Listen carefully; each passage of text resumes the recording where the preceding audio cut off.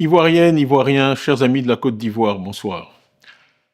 Il y a 48 heures s'est déroulé dans notre pays un exercice électoral.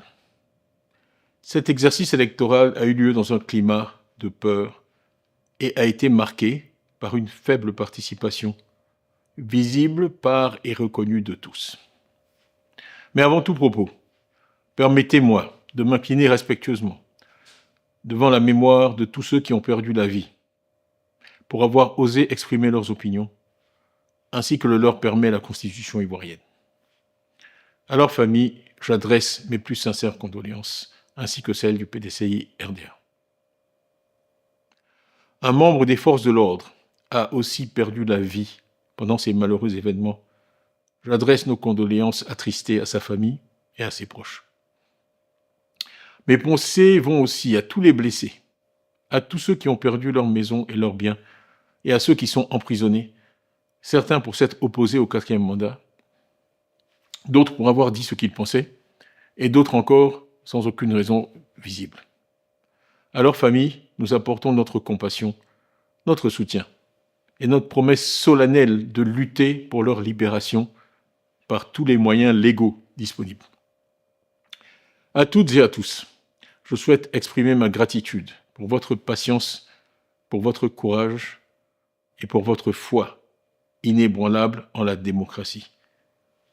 Merci de tenir bon, merci de croire en notre idéal de nation et de refuser d'accepter que les voix de millions d'Ivoiriens soient réduites au silence.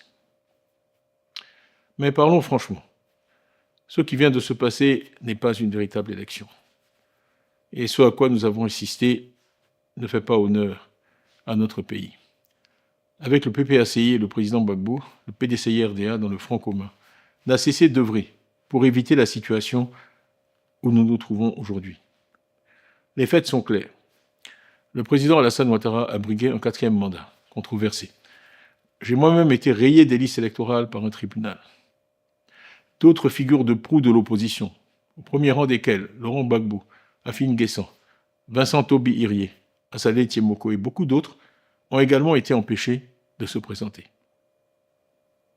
Partout dans le pays, depuis le 2 octobre, les manifestations ont été accueillies par des gaz lacrymogènes, des arrestations massives et une répression brutale.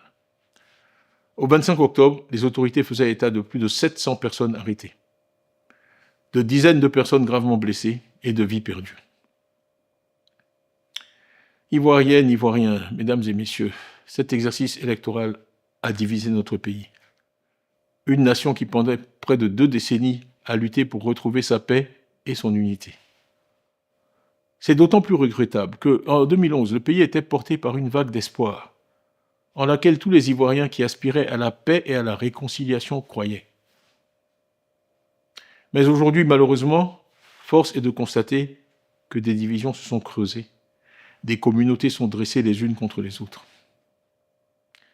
Des expéditions punitives ont été organisées.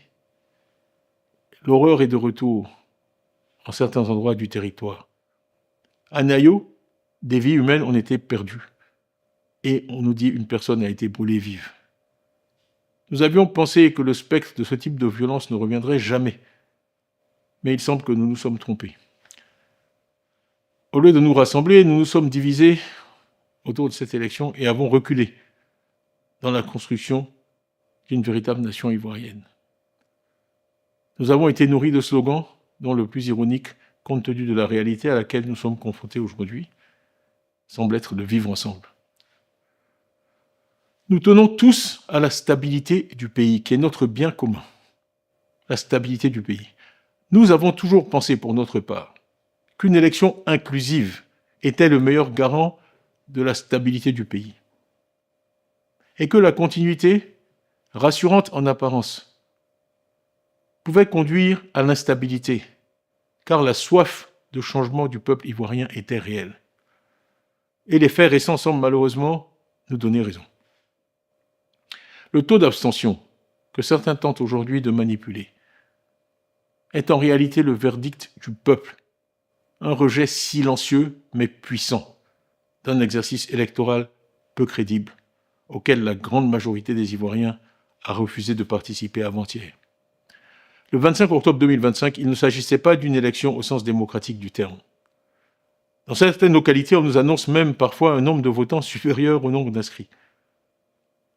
Ce n'est pas cela la démocratie.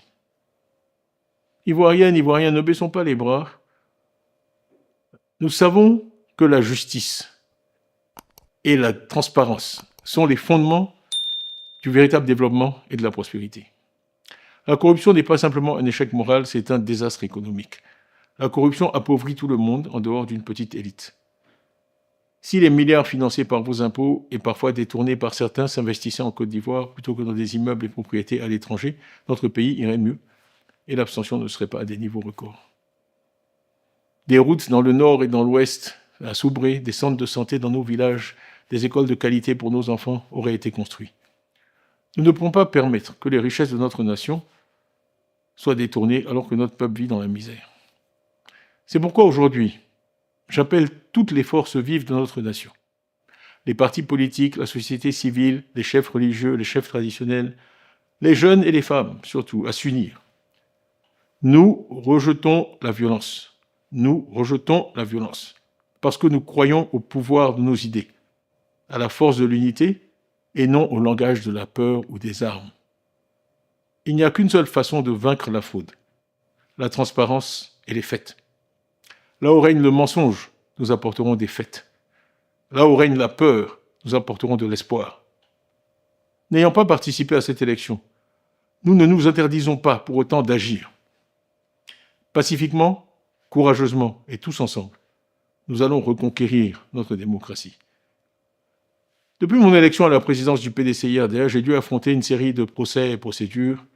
Il semble que nous allions vers de nouvelles procédures me concernant, selon lesquelles j'aurais lancé un appel à l'insurrection le 18 octobre.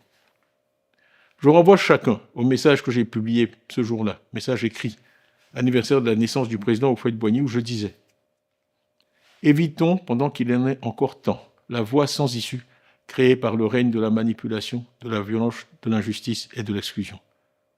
Jamais il n'est trop tard pour dialoguer, la paix est encore possible. Agissons maintenant, le monde nous regarde, l'histoire nous jugera. La Côte d'Ivoire de Houphouët-Boigny, notre pays bien-aimé, doit rester un pays de paix, pour que l'âme, dans son caveau du Père fondateur, repose en paix. Que la paix soit dans nos cœurs. Voilà ce que je disais le 18 octobre. Ivoiriens, il ne faut pas désespérer.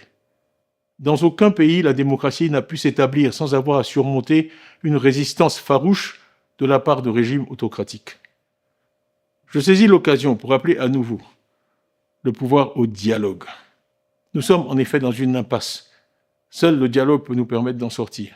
C'est le souhait, en tout cas, de la majorité des Ivoiriens. Un dialogue sincère nous aurait évité les incidents et les pertes de vies humaines que nous venons de vivre. Il n'est jamais trop tard pour bien faire, et j'espère donc que les autorités entendront cet appel. Les morts, les blessés, les prisonniers, les rancœurs sont la conséquence du refus du pouvoir d'entendre l'appel lancé par l'ensemble de la société ivoirienne, y compris même parmi leurs partisans. Le dialogue auquel nous convions le pouvoir doit aboutir à des engagements fermes de toutes les parties prenantes pour garantir dans la durée l'unité de notre pays et la paix dans l'expression et le respect de toute notre diversité. Une autre Côte d'Ivoire est possible, une Côte d'Ivoire que nous construirons ensemble.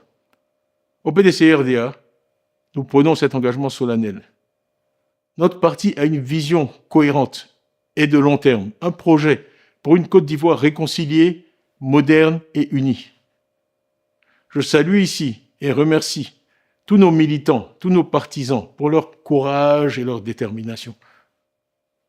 Nous continuerons à nous battre pacifiquement, non pas avec des armes, mais avec de l'espoir. Non en divisant, mais en rapprochant et en réconciliant. Ivoiriens, chers amis de la Côte d'Ivoire, nous venons de vivre un moment de notre histoire qu'ensemble, nous transformerons, j'en suis sûr, en un moment d'éveil et de renouveau. Engageons-nous donc à nous battre pacifiquement pour une Côte d'Ivoire qui appartient à tous, sans distinction d'origine, de religion, d'ethnie ou de culture, dans le respect de l'état de droit. Notre cause est juste, c'est pourquoi elle prévaudra. Ensemble, nous retrouverons notre démocratie. Ensemble, nous restaurerons notre dignité. Ensemble, nous construirons cette Côte d'Ivoire réconciliée que nous savons possible. Vive la Côte d'Ivoire, que Dieu bénisse la Côte d'Ivoire.